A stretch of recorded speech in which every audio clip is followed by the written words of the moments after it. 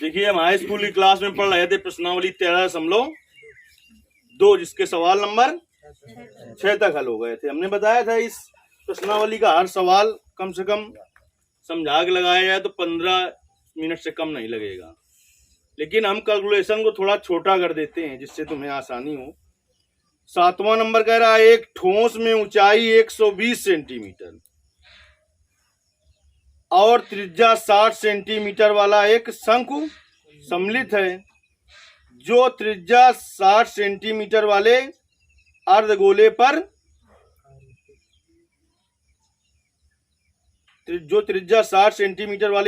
पर आरोपित है।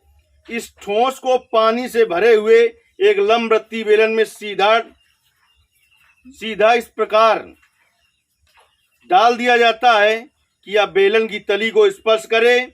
यदि बेलन की त्रिज्या 60 सेंटीमीटर और ऊंचाई 180 सेंटीमीटर हो तो बेलन में शेष बचे पानी का आयतन ज्ञात कीजिए। समझ पाए चित्र कैसे बनेगा? देखिए कहता है एक ठोस में ऊंचाई 120 सेंटीमीटर और त्रिज्या 60 सेंटीमीटर वाला एक शंकु सम्मिलित है, जो 60 सेंटीमीटर त्रिज्या वाले अर्धगोले पर आरोपित है। किस पर क्या आरोपित है? अर्धगोले पर शंकु आरोपित है। अर्धगोले पर शंकु आरोपित है, यानी इस प्रकार का चित्र बनेगा। कुछ चित्र बना लोगे तो सवाल आ जाएगा। ये क्या है? एक अर्धगोला है। इस अर्धगोले की क्या दी है? त्रिज्या कितनी? 60। ये हुई इसकी क्या? त्रिज्या। इसको हम कुछ लिख दें, जैसे कि अभी क्या लिखें? ओ है, तो ये क्या हुई इसकी त्रिज्या? कितनी है त्रिज्या? 60 सेंटीमीटर। ये त्रिज्या हुई। ये पूरा व्यास हो जाता। एक ठोस में ऊंचाई 120 सेंटीमीटर और त्रिज्या 60 सेंटीमीटर वाला एक शंकु सम्मिलित है, जो 60 सेंटीमीटर त्रिज्या वाले अर्धगोले पर आरोपित है। देखिए जो अर्धगोले की त्रिज्या है वही शंकु की त्रिज्या है, यानी शंकु यहां पर है।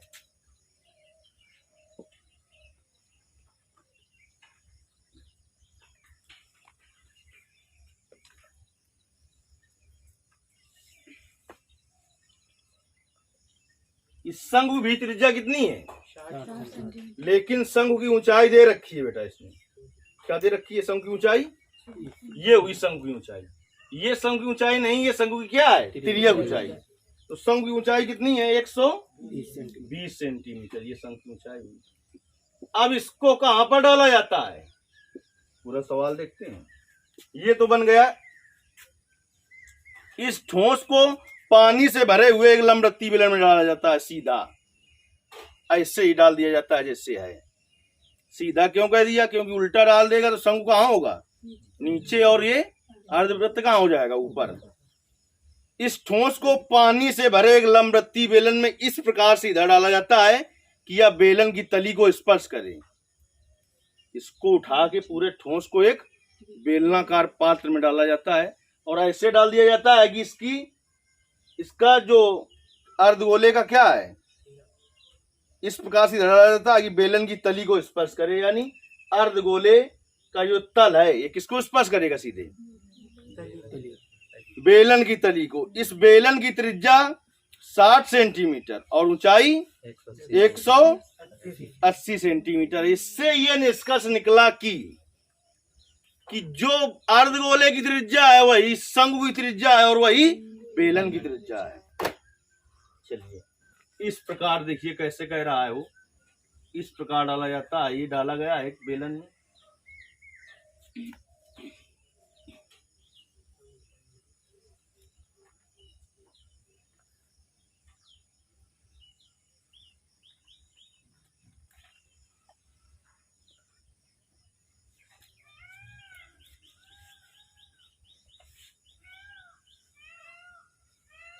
ऊपर कहां तक जाएगा ये बेलन? अभी पूरा सवाल पढ़ने के बाद पता चलेगा कहां तक जाएगा। नहीं, इसे कैसे बना देते हम?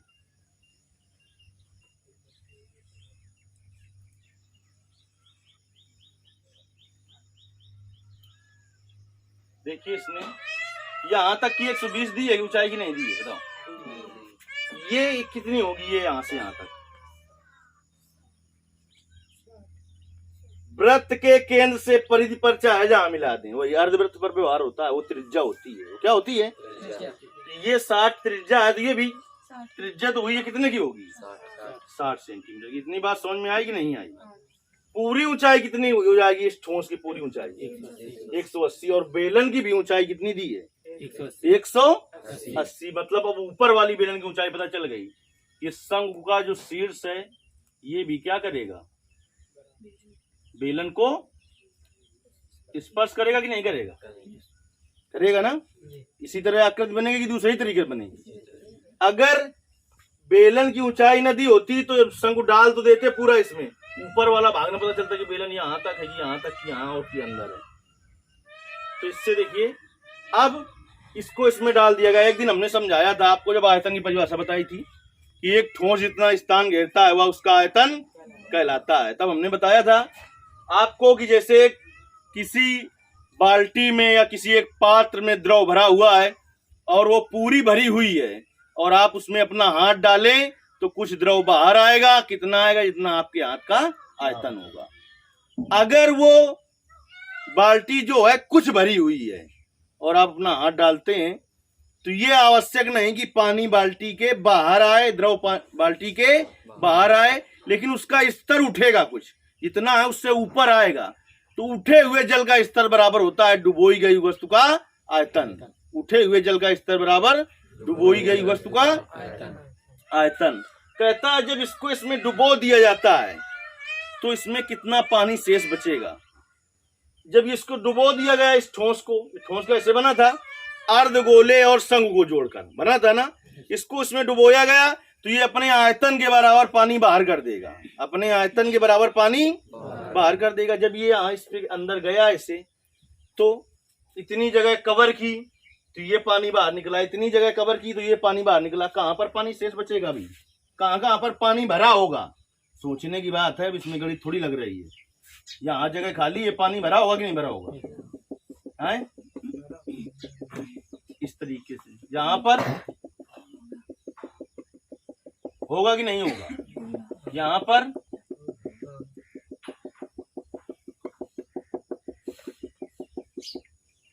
इधर भी पानी होगा।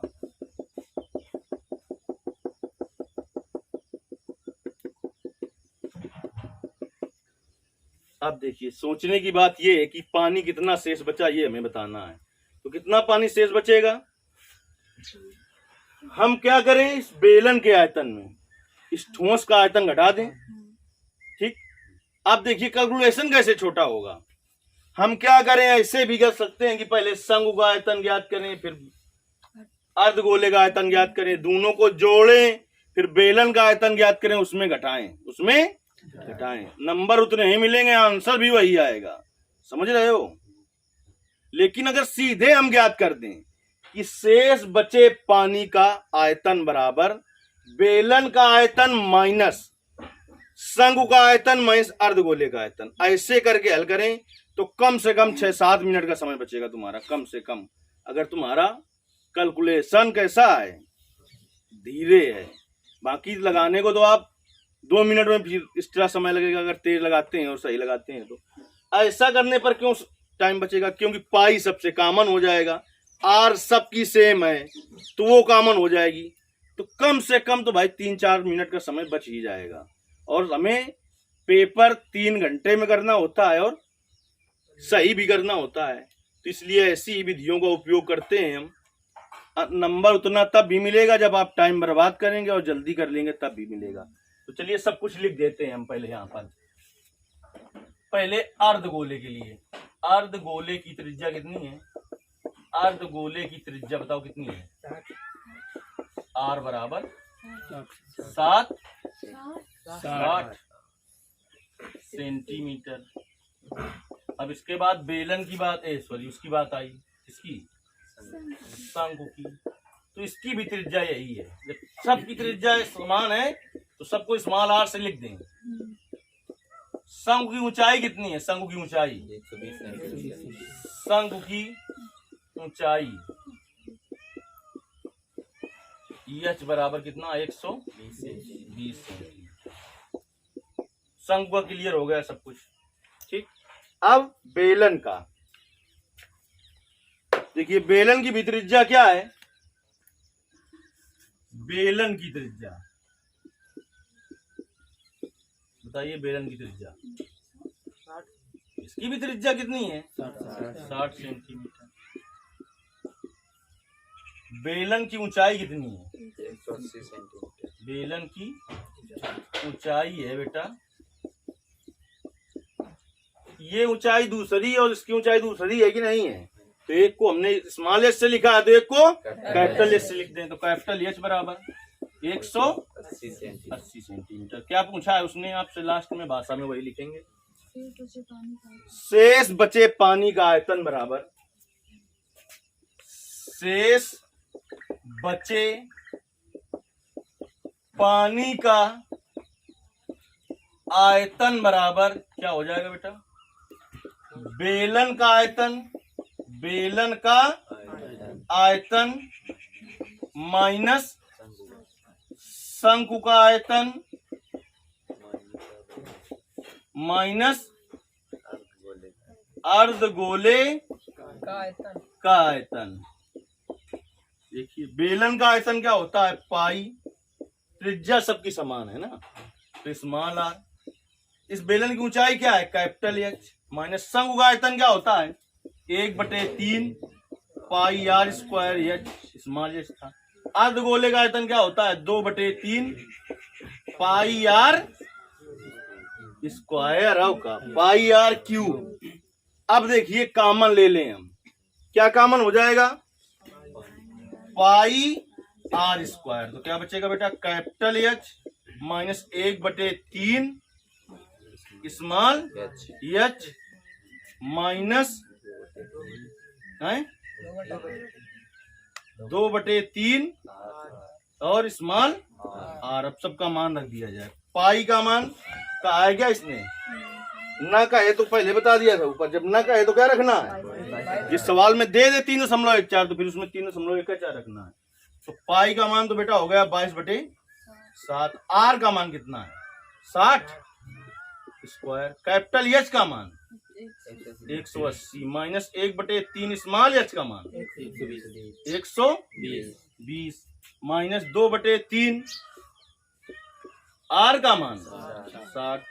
देखिए, 22/7, 6 का स्क्वायर 36 होता है, तो 60 है तो 2 जीरो और बढ़ जाएंगे। 180। इससे इसको काट दें सीधे, 4 3 12 40 आ जाएगा। इससे इसको काट दें, 20 3 60, यही तो होता है। माइनस 40। तो देखिए कितना हो जाएगा बेटा?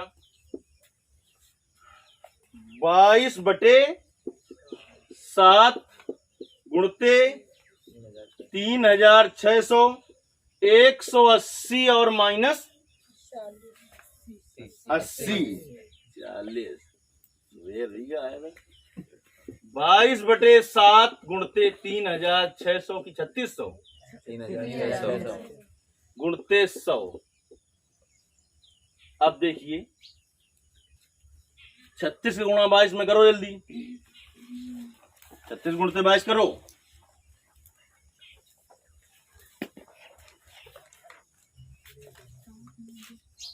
हम्म,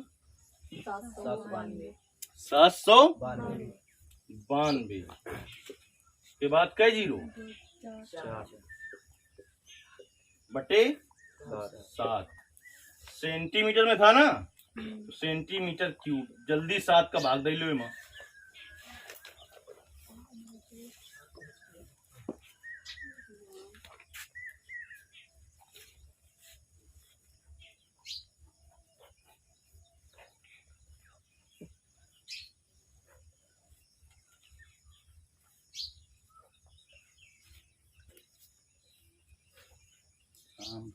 मोबाइल ले भी कौन पीछे चल बात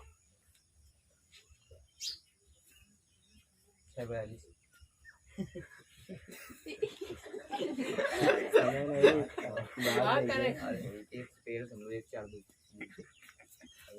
113 दस हम आएगा 4 जीरो लाग है उधर। कहाँ भाग दे बनू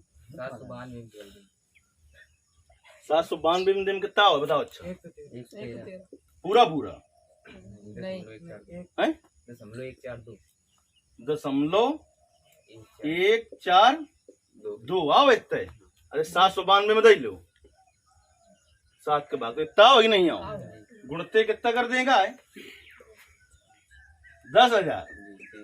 तो देखो 113 42 पहले जीरो बना दें। क्या जीरो बनी है 3 4 कंग बल सुनो लग गया 1 2 3 तो ये आज सेंटीमीटर क्यूब 11 31 42 10 इतने सेंटीमीटर क्यूब। देखिए आंसर देखिए। अब यहाँ से आप छोड़ देंगे नंबर आपको पूरा मिलेगा, लेकिन तुम्हें आंसर मिलाना होगा किताब से, नहीं तो तुम्हारा पेट दर्द करेगा ना करेगा। देखो सेंटीमीटर क्यूब है तो बताओ इसको मीटर में बदलना है, क्या करें हम?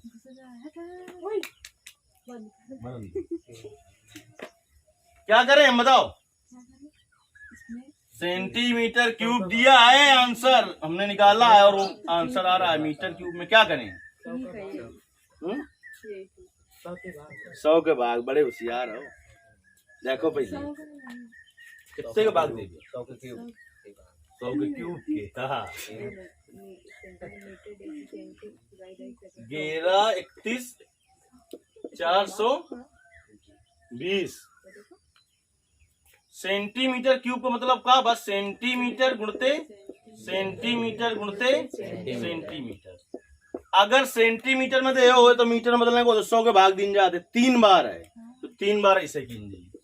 11 31 420 1/100 गुणते 1/100 गुणते 1/100। अब क्या बदल जी मीटर क्यूब में। 11 31 गड़बड़ कुछ किया है गुणा करने में, चरसा काट रहे हैं बटे 6 0 1 2 3 4 5 6 2 2 4 2 6 1 2 3 4 5 6 एक दशमलव कुछ आ रहा है क्या है? मीटर क्यूब तो आ जाएगा 1.13 1 मीटर क्यूब। पास हो गया। चलिए ये सवाल अब एक सवाल बचा है उसको भी बता देते हैं, तो काम इसका खत्म हो जाए। कल संडे है, ऊपर के सो छोड़िए आप।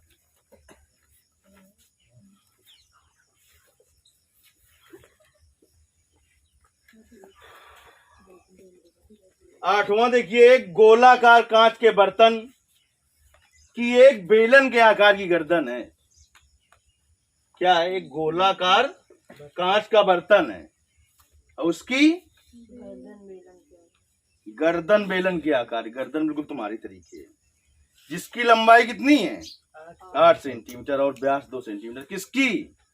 गर्दन की। जबकि गोलाकार भाग का व्यास 8.5 सेंटीमीटर है। इसमें भरे जा सकने वाले पानी की मात्रा मापकर एक बच्चे ने यह ज्ञात किया कि बर्तन का आयतन 345 सेंटीमीटर क्यूब है। जांच कीजिए उस बच्चे का उत्तर सही है या नहीं, यह मानते हुए कि उपरोक्त मापन आंतरिक मापन है और पाई का मान 3.14 है। निकालेंगे हम इसका आयतन। अगर यही आ जाएगा तो बच्चे ने सही बताया है, और नहीं तो तुम्हारी तरह मूर्ख होगा। तो ये जो कांच का बर्तन है वो ठीक सुराही की तरीके है। सुराही देखा है? नीचे से कैसी होती है? गोलाकार। ऊपर गर्दन कैसी होती है? बेलन के आकार की। पूरा अगर हम इससे गोला बना दें, हिंद नदी काट दें, इस तरीके की है कुछ।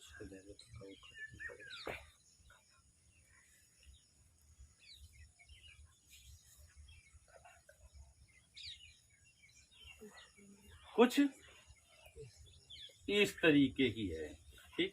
बाकी ज्यादा अच्छा तुम बना लेना। अब देखिए इस बेलनाकार जो बेलन के आकार की है उसका क्या दिया है?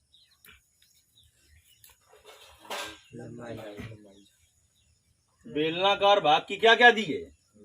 व्यास कितना दिया है? 2 सेंटीमीटर। 2 सेंटीमीटर। ये देखिए पूरा इतना कितने का है? 2 सेंटीमीटर का। और क्या दिए? लंबाई लंबाई का मतलब इसकी ऊंचाई ऊंचाई कितनी दी है? 8 सेंटीमीटर। 8 सेंटीमीटर। ठीक, कितना ठीक। इसका व्यास दे दिया है बेटा इसने, कितना? 8.5 सेंटीमीटर। किस भाग का?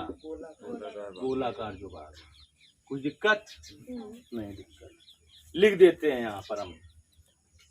बेलनाकार भाग का व्यास, बेलनाकार भाग का व्यास कितना है? बेलनाकार भाग का व्यास 2 सेंटीमीटर। तो हमें व्यास चाहिए कि त्रिज्या? त्रिज्या बेलनाकार भाग की कितनी हो जाएगी? 2/1 यानी 2/2 1 सेंटीमीटर। त्रिज्या बराबर होता है व्यास बटे 2। व्यास बटे 2। अब बेलनाकार भाग की ऊंचाई, बेलनाकार भाग की ऊंचाई कितनी हो जाएगी? बेलनाकार भाग की ऊंचाई यच बराबर, बेलनाकार भाग की ऊंचाई यच बराबर 8 सेंटीमीटर। 8 सेंटीमीटर। ठीक। गोलाकार भाग, गोलाकार भाग का क्या दिया है? व्यास कितना है? 8.5 सेंटीमीटर। हमें चाहिए गोलाकार भाग की जो ऊपर त्रिज्या थी वही नीचे त्रिज्या है क्या? नहीं, बेलन की त्रिज्या दूसरी थी, दूसरी है एक थी यहाँ, मतलब पहले हो चुकी है। अब ये गोले की त्रिज्या है तो उसको हमने स्मॉल आर से लिखा था, तो ये दूसरी है तो इसको कैसे लिखेंगे? कैपिटल आर से। गोलाकार भाग की क्या त्रिज्या? कैपिटल आर बराबर 8.5/2 सेंटीमीटर। ठीक, हमें क्या ज्ञात करना है बेटा? काय का आयतन, बर्तन का आयतन। बर्तन का आयतन बराबर हो जाएगा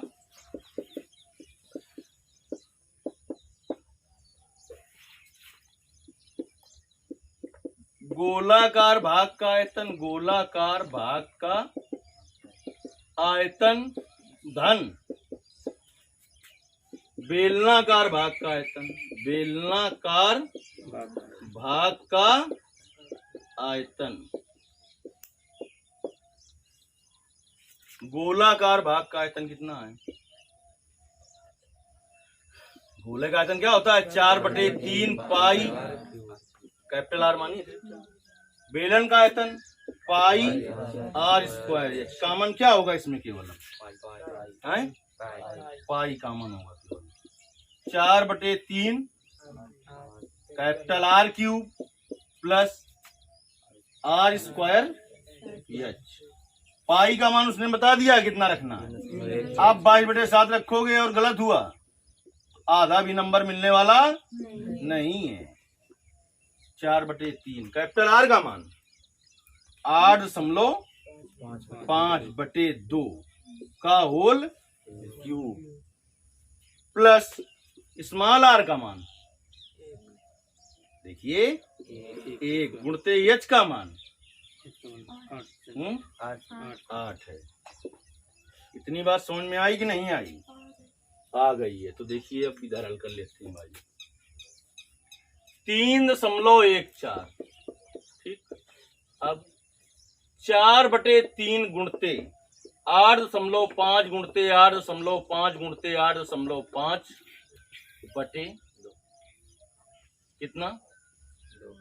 2 गुणते 2 गुणते 2, 2 दूनी 4 कट गए। 1 का वर्ग हमने कर दिया, कितना होता है 1। अब इसका घन तुम कर दोगे, 1 का वर्ग हमने कर दिया है, न कर पाओगे। देखो 3.14 1/3 गुणते 85 गुणते 85 कितना होता है? ये सब हमने बहुत ही किसी संख्या का भी वर्ग करना हो तो उसके लिए भी पूरा वीडियो बनाया है। अगर वो ना समझ में आए तो हमने एक वीडियो बनाया है। अगर इकाई का अंक 5 हो और वर्ग करना हो तो कुछ सेकंड में करिए। और एक वीडियो ये बनाया है कि हमने कि इकाई का अंक दोनों का 5 हो, दहाई का अंक कुछ भी हो, लेकिन दोनों के बीच में 10 का गुणा हो। अब इसमें 8.5 का गुणा करना है आपको, बटे में 2 है, 72.25 गुणते 8.5 करिए, और धन का ये 8 है अलग से। 72.25 गुणते 8.5।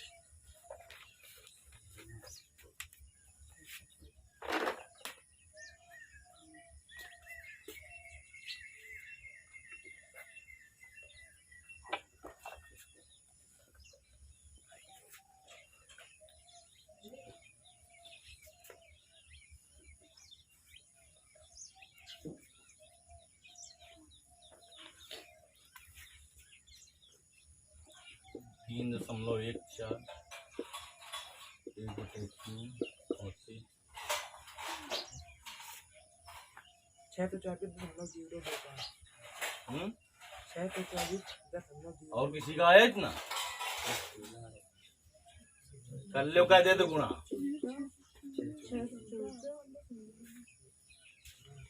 ना बस कहो तो बताओ, हम करें। 614.125 इतना आया है कि नहीं? लास्ट में फिर गलत हुआ तो बगला काट देंगे, लिख दें इतना फिर हम 614.125।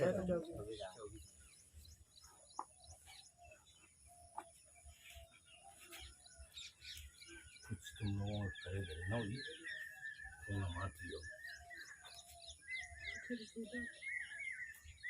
करें हम गुणा। क्या क्या करोगे, क्या कर रहे हो बैठे? सही बताओ कितना गुणा आएगा?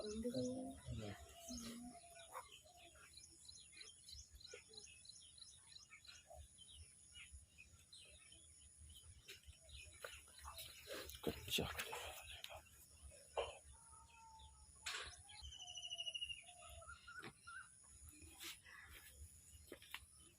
देखिए, जब 72.25 गुणते 8.5 करेंगे तो आएगा 614.125। 3.14 बटे 614.125 बटे 3 दूनी 6 धन 8। 6 का भाग इसमें दे पाओगे या हम दे लें?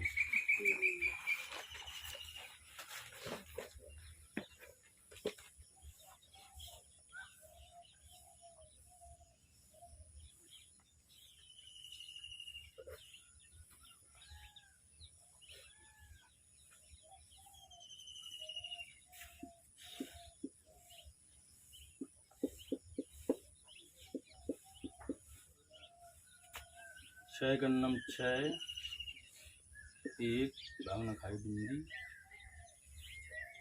और ये 4 हो गया। 6 दूनी 12 2 आगे गया दशमलव मिला लगा दिया यहाँ पे 1। 6 तिरका 18 3 6 पंचे 30 2 8 तिरका 24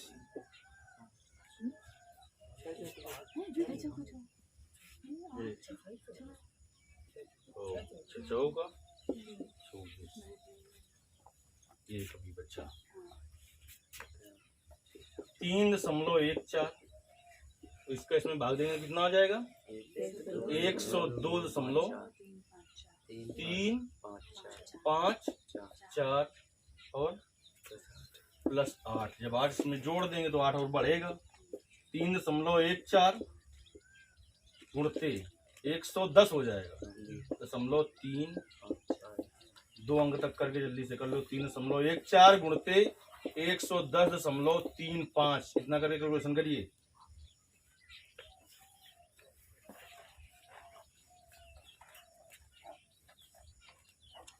3.14 गुणते पहले सीधे सीधे गुणा कर लो, फिर 4 अंक बाद दशमलव लगा देना।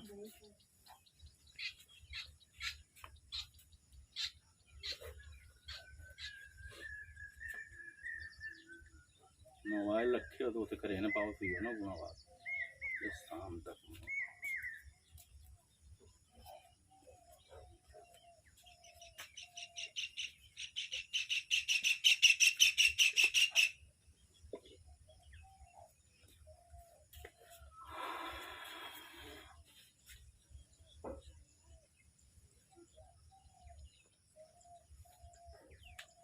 तीन सौ 46.499। देख लो सही है। 346.499 सेंटीमीटर। 500 देखिए क्या रहा लगभग लिखेंगे क्योंकि हमने पूरा पूरा भाग तो दिया नहीं था। 45 उत्तर का रहे हैं नहीं आ इतना लगभग आ रहा है, यानी तो समलों के बाद कुछ हेर फेर होता तो उसे हम मान लेते। उत्तर में क्या दिया है? आगे लिखा है सहमत है। देखिए दशमलव के बाद थोड़ा बहुत फर्क होता तो मान लेते, इसको भी हम क्लियर नहीं कह सकते हैं पूरा, लगभग हमने लिख दिया है। इसीलिए आप अगर लगभग लिख देते हैं तो अगर वो मन भी बनाता है कुछ नंबर काटने का तो नहीं काटेगा। लगभग क्यों लिख दिया? क्योंकि भाग तो अभी और जा रहा था ना, हमने दिया था क्या पूरा भाग? नहीं दिया था, तो इतने के लगभग आएगा। और ज्यादा हम शुद्ध हल करेंगे अगर तो दशमलव के बाद वाले अंकों में हेर फेर हो सकता है, पहले वालों में कुछ नहीं होगा। तो उस लड़के ने जो बात बताई थी उसकी बात कैसी है? गलत है, लेकिन तुम्हारी तरीके मूर्ख नहीं था, बहुत पास तक पहुंच गया है। वो कहाँ तक पहुंच गया है? 345 तक। चलिए प्रश्नावली पूरी हुई, इसके आगे के सवाल अगली क्लास में बताए जाएंगे।